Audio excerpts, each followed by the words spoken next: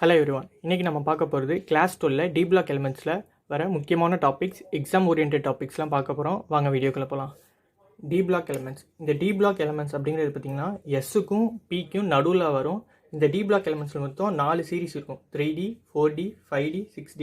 இந்த 3D series 4D சீரிஸ்லாம் எப்படி ஈஸியாக நேம்ஸ், இந்த எலிமெண்ட்ஸ் நேம்ஸ்லாம் ஞாபகம் வச்சுக்கலான்னு லாஸ்ட் வீடியோவில் போட்டேன். பார்க்காதவங்க போய் பார்த்துட்டு வாங்க. ஸோ இந்த 3D, 4D, 5D, 6D இந்த 4 சீரீஸையும் உள்ளடக்கினது தான் இந்த டி பிளாக் எலிமெண்ட்ஸ். இதுக்கு வந்து டிரான்சிஷன் எலிமெண்ட்ஸ் அப்படின்னு சொல்லுவாங்க. ஏன்னுங்கிறத பின்னாடி பார்க்கலாம். ஸோ இதோட ஜென்ரல் எலக்ட்ரானிக் கான்ஃபிகரேஷன் பார்த்தீங்கன்னா N-1D 1 to 10 NS 0 to 2. இது பார்த்தீங்கன்னா அவுட்டர் மோஸ்ட் ஷெல்,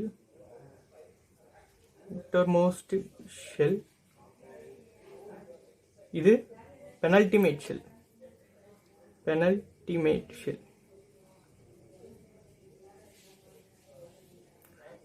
இந்த டி ஆர்பிட்டாலில் நிறைய எலக்ட்ரான்ஸ் இருக்குது, அதனால தான் இது பேர் டி பிளாக் எலிமெண்ட்ஸ்.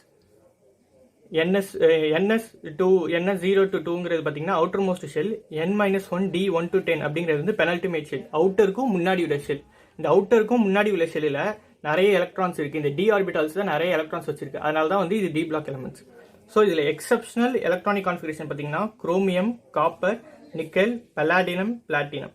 இந்த குரோமியமில் பார்த்தீங்கன்னா 3D5 4S1, காப்பர் பார்த்தீங்கன்னா 3D10 4, 3D5 3D10லாம் பார்த்தீங்கன்னா ஸ்டேபிள், கிவ்ஸ் ஸ்டேபிலிட்டி. இதெல்லாம் ரொம்ப முக்கியம், மறக்காமல் எழுதி வச்சுக்கோங்க, ரிவைஸ் பண்ணிக்கோங்க. ஸோ இதுதான் வந்து 3D series, 4D series, 5D series, 6D சீரிஸில் எலக்ட்ரானிக் கான்ஃபிகரேஷன் பார்த்துட்டோம். எக்ஸப்ஷனல் எலக்ட்ரானிக் கான்ஃபிகரேஷனும் பார்த்துட்டோம். அடுத்து பார்க்க போகிறது வந்து metallic character. Transition elements exhibit most of the properties of metals. Greater the number of unpaired d electrons, greater the number of covalent bonds, greater the bond strength, greater the melting point.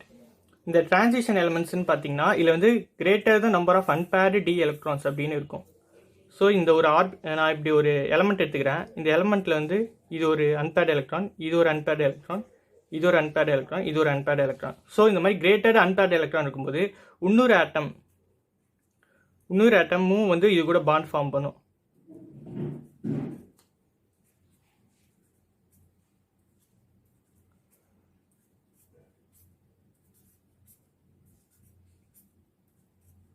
So ஒரு electron இருக்கிறதால இன்னொரு ஆட்டமும் வந்து இன்னொரு கொடுத்து covalent bond form பண்ணும். So அதனால வந்து பாண்ட் ஸ்ட்ரென்த் அதிகமாக இருக்கும். ஸோ இந்த பாண்ட் ஸ்ட்ரென்த் அதிகமாக இருக்கிறதால மெல்டிங் பாயிண்ட்டும் அதிகமாக இருக்கும். ஸோ இப்போ பார்த்தீங்கன்னா 3D சீரிஸில் உள்ளது எழுதியிருக்கேன். Scandium, titanium, vanadium, chromium, manganese, iron, cobalt, nickel, copper, zinc.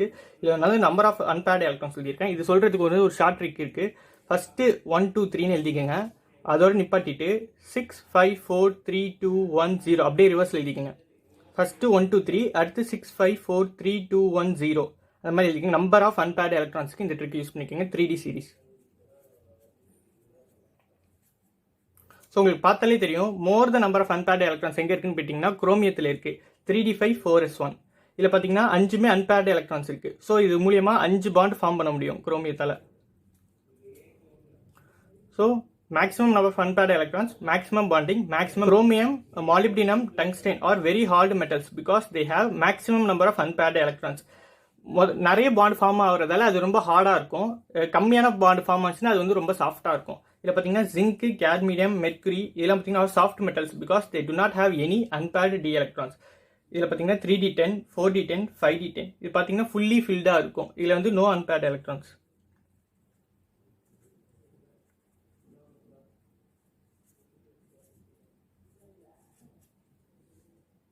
So, greater the number of unpaired d electrons, greater the number of coordinate bonds, greater bond strength, greater the melting point. அடுத்து பார்க்க போகிறது atomic radius.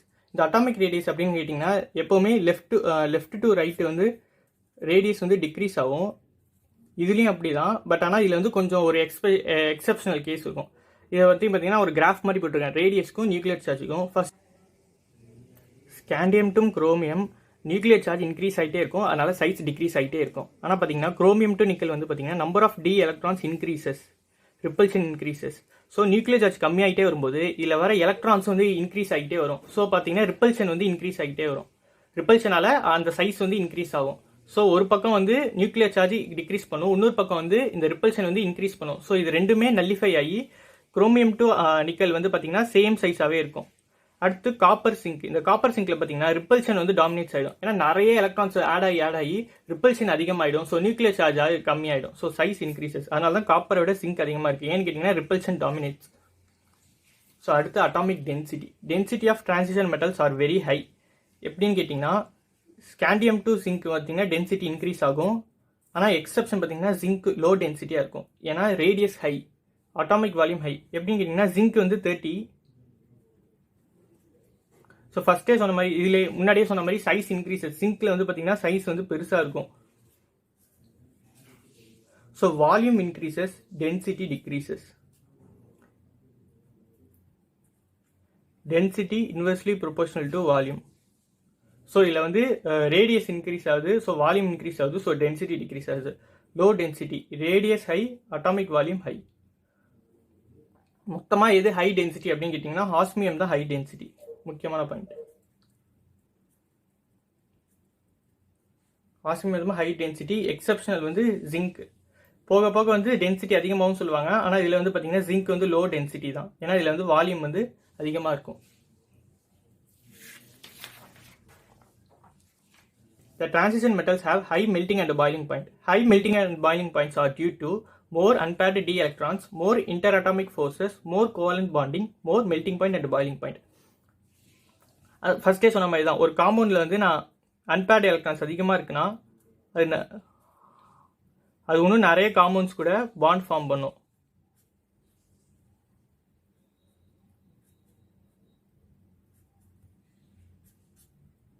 So இந்த மாதிரி bond form பண்ணும்போது more bond form ஆகிறதால more melting point and boiling point. In 3D series chromium has high melting point and boiling point due to maximum number of unpaired electrons. Chromium வந்து இந்த metallic கேரக்டரே சொன்ன மாதிரி தான், குரோமியம்ல தான் வந்து 6 unpaired electrons இருக்கும். So இதனால தான் வந்து அதிகமாக பாண்டிங் ஃபார்ம் பண்ணும். So high melting point and boiling point. Tungsten has highest melting point among transition metals. Tungsten தான் வந்து அதிகமாக highest melting point among transition மெட்டல்ஸில் இருக்கும். ஸோ அடுத்து oxidation states. Variable oxidation states of transition metals is due to involvement of NS and N-1d electrons in bonding because the energies are nearly equal. First பார்த்தீங்கன்னா எப்போவுமே oxidation ஸ்டேஜில் வந்து பார்த்தீங்கன்னா outermost shell மட்டும்தான் இருக்கும். Outer shell இது வந்து NS. ஆனால் இதில் பார்த்தீங்கன்னா பெனல்டிமேட் ஷெல்லும் உள்ளே இன்வால்வ் ஆகும். பெனல்டிமேட் ஷெல்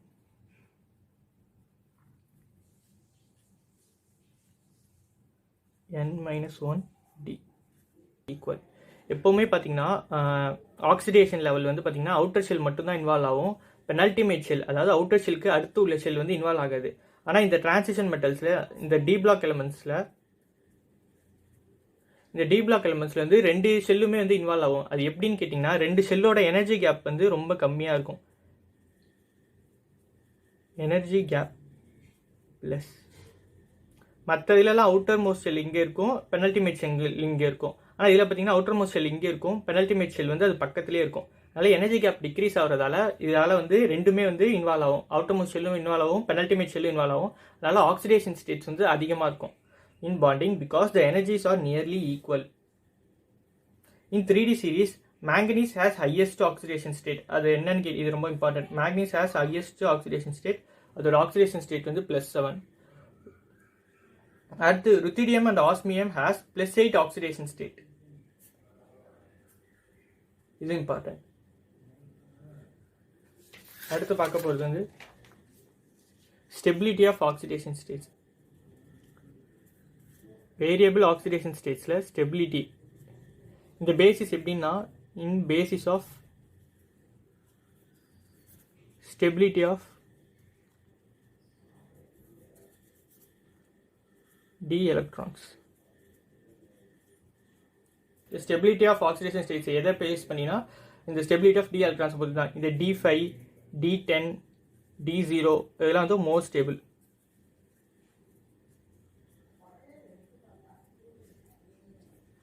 அடுத்து இந்த ஆக்சைட்ஸ் பார்த்தீங்கன்னா chromium oxides, oxidation number of chromium Cr2O3, Cr2O, Cr2O3 அந்த மாதிரி இருக்கும். +2, +3, +4, +6. இந்த அதே மாதிரி மேங்கனீஸ் ஆக்சைட்ஸ் பாருங்க MnO, Mn2O3, MnO2, MnO3, Mn2O7, oxidation number of manganese வந்து +2 +3 +4 +6 +7. ஸோ எப்போவுமே பார்த்தீங்கன்னா oxidation state increases, acidic character increases.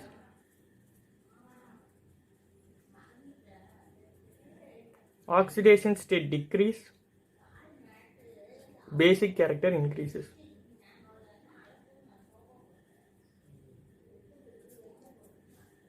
Chromium ஆக்சைடில் +2, இங்கே CrO3ல வந்து +6. ஸோ இது லீஸ்ட்டு, அதனால பேசிக்கு. இதில் வந்து +6 ஹையஸ்ட்டு, அதனால அசிட்டிக்கு. நடுவில் உள்ளதில் ஆம்போட்டெரிக். ஆம்போட்டெரிக்னா அசிட்டிக்காகவும் இருக்கும், பேசிக்காகவும் இருக்கும். அதே மாதிரி இந்த மேக்னீஸ் ஆக்சைடில் பாருங்கள் MnO, Mn2O3, MnO2, MnO3, Mn2O7. இல்லை +2 +3 வந்து பேசிக்கு லீஸ்ட்டு, +6 +7 அசிட்டிக்கு ஹையஸ்ட்டு. இதில் வந்து Mn2O4 வந்து +4 ஆம்போட்டெரிக்கு. இது வந்து முக்கியமானது, ஞாபகம் வச்சுக்கோங்க. அடுத்து magnetic properties. Most of the compounds of transition elements are paramagnetic in nature due to unpaired electrons in d subshells are present. Paramagnetic அப்படின்னாலே அன்பேர்டு எலக்ட்ரான்ஸ் தான். By unpaired electrons.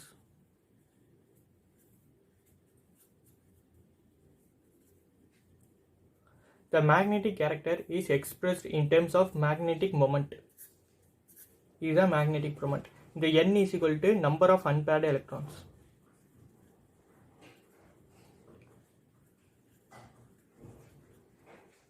More the number of unpaired electrons, more is the magnetic moment, larger the paramagnetism. இது வந்து ஷார்ட்டாக எப்படி எழுதலாம்னா, magnetic moment directly proportional to number of unpaired electrons directly proportional to paramagnetism. Number of unpaired electrons increases, magnetic moment also increases. இதை எப்படி ஞாபகம் வச்சுக்கலான்னு கேட்டிங்கன்னா 1 2 3 4 இதில் வந்து நம்பர் ஆஃப் அன்பேர்டு எலக்ட்ரான்ஸ். அதே மாதிரி பார்த்தீங்கன்னா 1.75 2.76 3.87 4.90 அந்த மாதிரி இருக்குது. இங்கேயும் 1, இங்கேயும் 1, இங்கேயும் 2, இங்கேயும் 2, இங்கேயும் 3 3 4 4 அந்த மாதிரி ஞாபகம் வச்சுக்கலாம். ஸோ இதை மட்டும் ஞாபகம் வச்சுக்கோங்க. Magnetic moment directly proportional to number of unpaired electrons directly proportional to paramagnetism. Coloured compounds. Transition எலிமெண்ட்ஸில் எப்படி கலர் ஆகுதுன்னு பார்த்தீங்கன்னா இந்த டிடி டிரான்சிஷனால தான். இந்த டிடி டிரான்சிஷன் அப்படிங்கிறது ஒன்றும் இல்லை, இந்த டி ஆர்பிட்டால்ஸ் வந்து பிரித்தா இஜி T2G அப்படின்னு பிரிக்கலாம். இந்த இஜிங்கிறது வந்து dx² - y² dz² அந்த மாதிரி வரும். அதே பார்த்தீங்கன்னா dx T2Gயில் பார்த்தீங்கன்னா dxy dyz dz அந்த மாதிரி வரும். With the absorption of energy from light, there is excitation of electrons from d orbitals in lower energy to d orbitals higher energy. அதாவது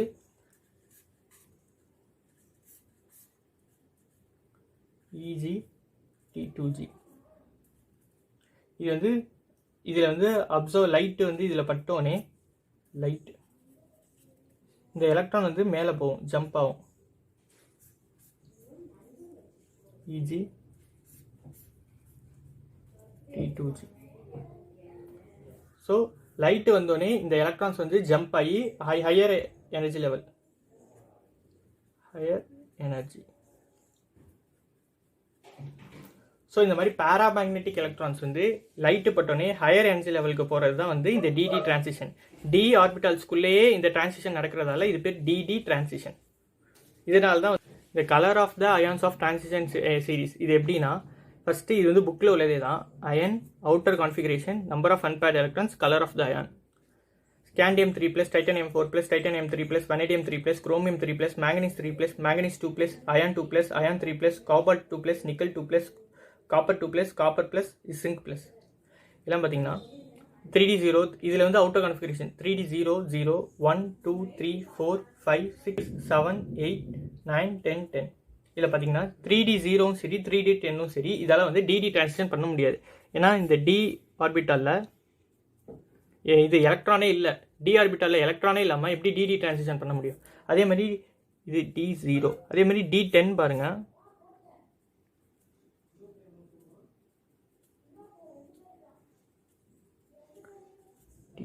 இதுவும் ஃபுல்லாக இருக்குது. ஃபுல்லாக இருக்கிறதாலையும் டிடி டிரான்சிஷன் பண்ண முடியாது. So number of unpaired electrons உள்ளது மட்டும்தான் அன்பேர்டாக, அந்த ஆர்பிட்டாலில் அன்பேர்டாக எலக்ட்ரான்ஸ் வந்து அன்பேர்டாக இருந்தால் மட்டும்தான் கலர் வரும். இதில் பார்த்தீங்கன்னா 0 அன்பேர்டு எலக்ட்ரான், ஸோ கலர்லெஸ். D10ம் பார்த்தீங்கன்னா 0, ஸோ கலர்லெஸ். அடுத்து இதை வந்து நீங்கள் ஞாபகம் வச்சுக்கோங்க, எழுதி பார்த்தீங்கன்னா ஞாபகம் வந்துடும். ஸோ இது வந்து நான் ஒரே ஒரு ஷார்ட்டாக ட்ரிக் மட்டும் சொல்கிறேன். இந்த 2க்கு எப்போவுமே க்ரீன் தான் வரும். இந்த டி ஆர்பிட்டாலில் 2 நம்பர் ஆஃப் அன்பேர்ட் எலக்ட்ரான்ஸ் 2 இருக்கும்போது எப்போவுமே க்ரீன் தான் வரும். இந்த 1 3 4 5க்கு மட்டும் சொல்கிறேன். ஒரு நிமிஷம் பாருங்கள் பாஸ், 3 விஐபிக்கு 4 பிளேட் வெஜ்ஜி 5 பிளேட் பாயா. மறுபடியும் சொல்கிறேன், ஒரு நிமிஷம் பாருங்கள் பாஸ், 3 விஐபிக்கு 4 பிளேட் வெஜ்ஜி 5 பிளேட் பாயா. இந்த ஃபஸ்ட்டு உள்ளதெல்லாம் வந்து ஃபஸ்ட்டு வரதை எழுதிக்கங்க. 1 2 3 4 5 இதோட நிப்பாட்டிட்டு அடுத்து 4 5 3 2 1. பர்பிள் 1க்கு பர்பிள், இங்கே பி இருக்குது, ஸோ பர்பிள்.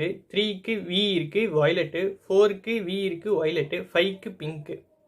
அடுத்து இங்கே பாருங்கள் 4 இருக்குது. அடுத்து இந்த 4க்கு வந்து பார்த்தீங்கன்னா க்ரீனு, 5க்கு எல்லோ, 3க்கு பிங்க்கு, 1க்கு ப்ளூ. இது ஆர்டர் மட்டும் வச்சு நீங்கள் எழுதிக்கலாம். ஒரு நிமிஷம் பாருங்கள் பாஸ், 3 விஐபிக்கு 4 பிளேட் வெஜ்ஜி 5 பிளேட் பாயா. இந்த D0 D10க்கு கலர்லெஸ்ஸு. இந்த 2நாலே க்ரீனு, எப்போவுமே ஞாபகம் வச்சுக்கோங்க, 2நாலே க்ரீன் தான். நம்பர் ஆஃப் அன்பேர்ட் எலக்ட்ரான்ஸ் 2 இருக்குது அப்படின்னா என்ன கலர் வரும்னு கேட்டிங்கன்னா க்ரீன் தான். அது மட்டும் இல்லாமல் இந்த 1 2 3 4 5 4 5 3 2 1 இதுக்கு வந்து இந்த ட்ரிக்கு ஃபாலோ பண்ணிக்கோங்க. ஒரு நிமிஷம் பாருங்கள் பாஸ், 3 விஐபிக்கு 4 பிளேட் வெஜ்ஜி 5 பிளேட் பாயா. அடுத்து லாஸ்ட்டாக பார்த்தீங்கன்னா some important compounds of d block elements. Baeyer's reagent, Lucas reagent, philosopher wool, calomel, lunar caustic, blue vitriol, green vitriol, white vitriol. இதெல்லாம் வந்து இதை கேட்குற கொஸ்டின்ஸ் அடிக்கடி எம்சிக்யூவில் வந்து இதெல்லாம் அடிக்கடி கேட்பாங்க. பேயஸ் ரியேஜென்ட், லூனார் கேட்டலிஸ்ட்லாம் பார்த்தீங்கன்னா யூஸ்டு இன் ஆர்கானிக் ரியாக்ஷன்ஸ்.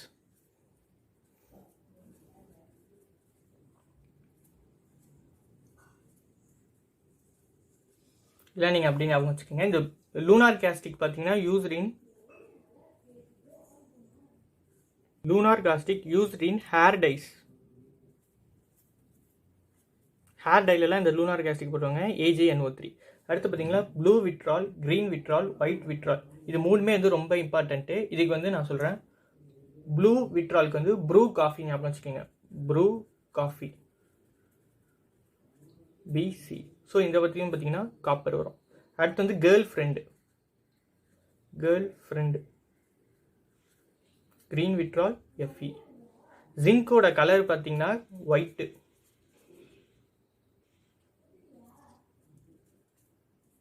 வந்து ஒயிட்டாக இருக்கும். ஸோ அதனால் ஒயிட் விட்ராலுக்கு ஜிங்க். இது மூணு மறக்காமல் ஞாபகம் வச்சுக்கோங்க, நிறைய எக்ஸாமில் கேட்குறாங்க.